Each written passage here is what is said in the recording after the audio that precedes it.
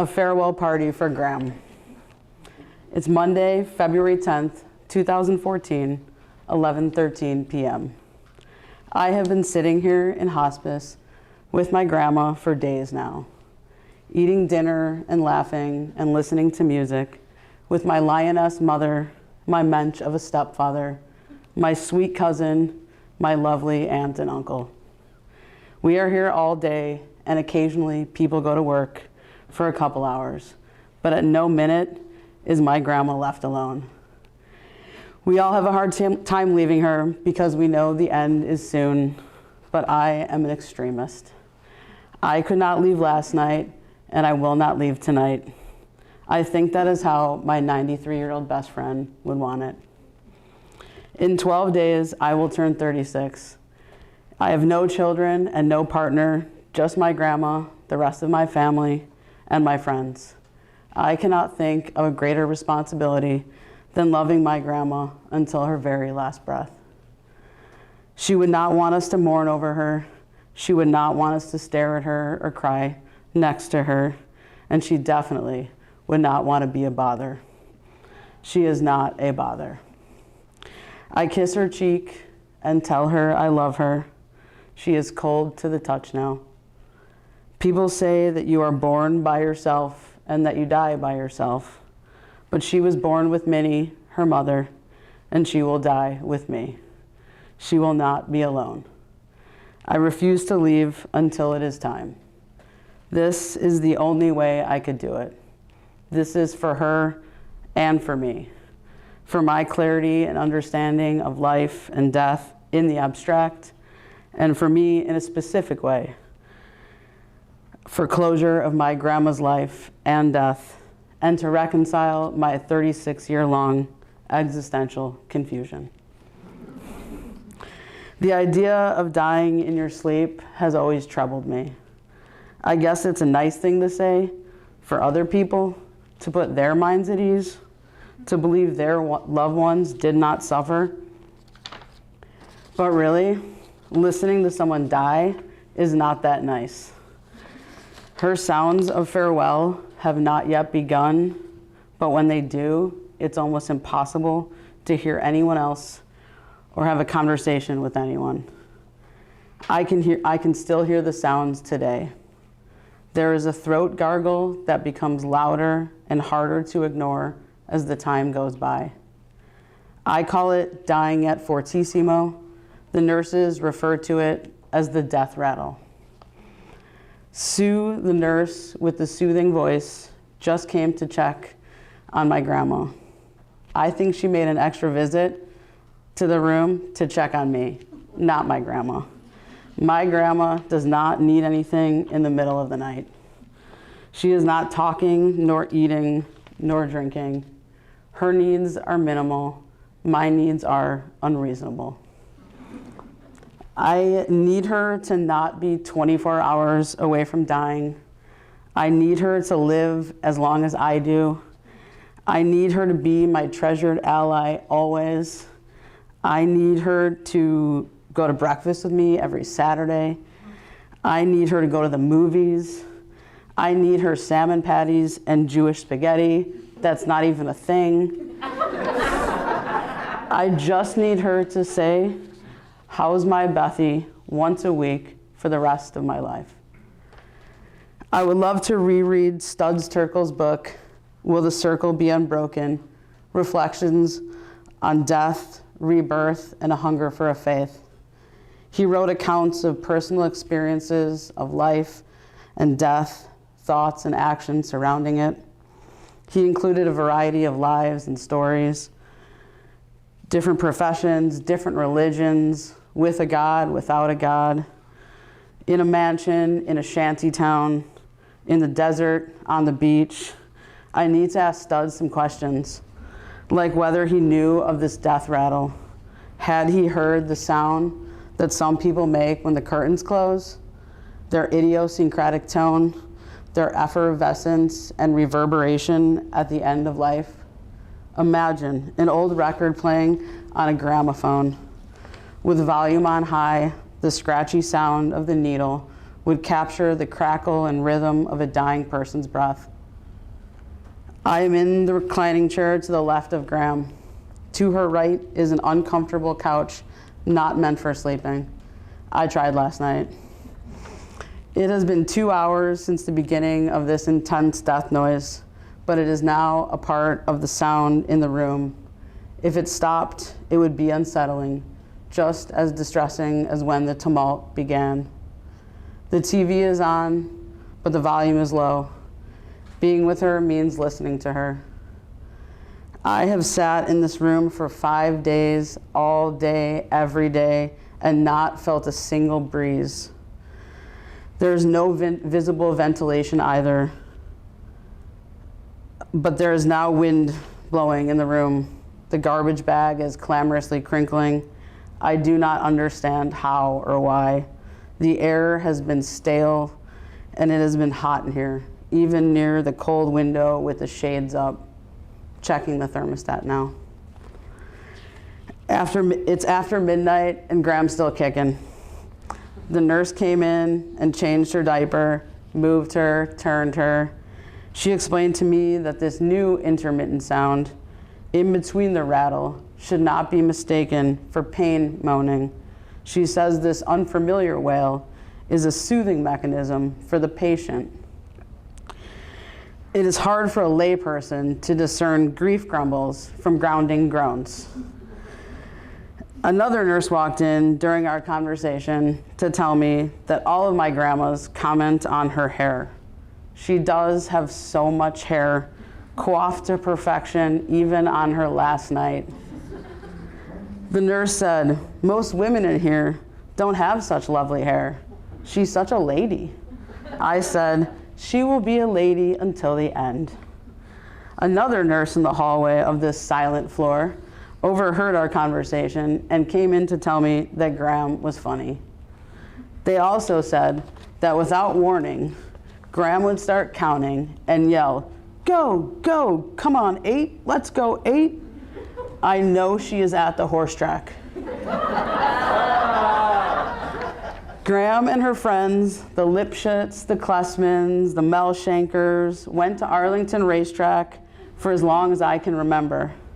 They rented out the enclosed, glassed-in top floor where they could drink gin and vodka and smoke packs of cigarettes indoors, in air conditioning, dressed in their Sunday best. Sometimes they even took the grandkids. We ran around up and down the escalator and cheered for the horses that we picked by number. My grandma always wanted to win, and she generally did. When she was whether it was at the track or a slot machine at the Tropicana in Vegas, she won. When she was too old to go to Vegas or the track, we played poker with her at home, and she called the other players, like my cousin and me, sissies, if we didn't call her 25-cent bet. It's 12:44 a.m. The matriarchy party continues. Night shift nurses. I've had no phone for hours now because I forgot my phone charger and my battery died. I am getting tired. The gurgling stops and rapid breathing begins. I now make hash marks on the side of my paper for the number of Graham's breaths in between moments where her breathing stops completely. As I draw these lines, a nurse walks in and starts counting Graham's breaths too, at the exact same time as me. Are we assessing life or death together? The nurse told me that at 2 a.m. every night, the big circle clock with moving hands that hangs on the wall above the TV resets itself. And the resetting itself means that all of the clocks in all of the rooms begin to wind at 2 a.m. She said that when she started working here, she was in a patient's room who was about to take their last breath. And at that same moment, the clock in the room struck 2 a.m. and the hands went round. The patient's family lost it. She could not explain it to them, and she did not know what to say. They thought it was a ghost. She only realized afterwards what was going on. She said to me, in a place like this, where people come to die, they probably shouldn't have clocks like this. 1, 2, 3, 4, 16 hash marks and full seconds of silence and not one breath. I am certain that the rest of my family who have real jobs wonder what the hell I'm doing here and how I can sit here for days. Truth is, I don't have anywhere else to be. I am with my favorite person now. I do not have a boss, only places I must go once in a while. 9 to 5 employment is unbecoming of me. Graham is happy I'm here. She believes in letting people make their own mistakes. She would not try to stop me. She would not try to take my last hours with her away from me, even if she thinks I'm misguided. She has been here for the whole story, that is my life, and only tried to change 2 things. 1, how I eat soup. And 2, my unfortunate bleached mullet in 8th grade. My eyes are heavy. I am not alert. I plan to stay here again. It's best for everyone that I do not operate heavy machinery tonight. A small appliance is all I can handle right now. The coffee machine in the kitchen area of this floor impressed me, so I'm testing it out with 1 push.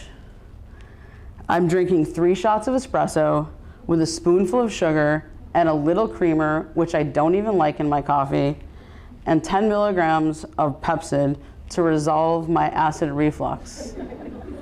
But I think this may be a different type of heartburn. I am in a room with a dying woman who should not have to spend her last night alone on earth after 93 years without someone singing her praises. She is smart and funny and not easily impressed. She donated to so many charities to help children and neighborhood organizations and public television. Graham can be sassy too. My stepdad still jokes about how my grandma did not understand the concept of guilt. At dinner one night, after he bought a car, he was upset, felt guilty, that it was expensive, maybe too expensive. And he told her several different ways, several different times. Her response with a smirk was, "Barry, would it make you feel any better if I paid for dinner tonight?" I am talking to her as if we were awake and we are out to breakfast. When I need a break, I watch TV. The Sochi Olympics, Jeopardy, Wheel of Fortune, NCIS. Right now, I'm watching a 3-hour marathon of Charlie Rose while sitting in a thinly padded chair that becomes more uncomfortable by the second. Bill Murray is the guest. He is quite odd. I do not believe a word that is coming out of his mouth. Are leading questions good or bad? They seem to entangle the other person's truth. I still like Charlie Rose. 15 hash marks, 30 seconds of apnea. 16 hash marks, 30 seconds cessation. It's 1:58 a.m. I cannot wait to see the clock wind up. Here goes. Tick, tick, tick. Then the hands go around slowly from 2 a.m. to 4 a.m. And when the clock hits 4 a.m., the clock stops for 3 to 4 whole minutes. Now it's winding from 4 a.m. back to 2 a.m. The entire process has taken 8 to 9 minutes. Did we just lose time?